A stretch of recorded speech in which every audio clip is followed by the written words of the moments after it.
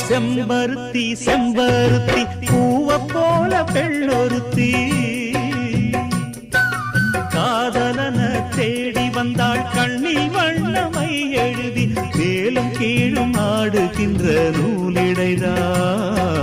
மீண்டும் மீண்டும் நான் படிக்கும் நூலகம்தான் நாளெல்லாம் மீண்டும் மீண்டும் நான் படிக்கும் நூலகம்தான்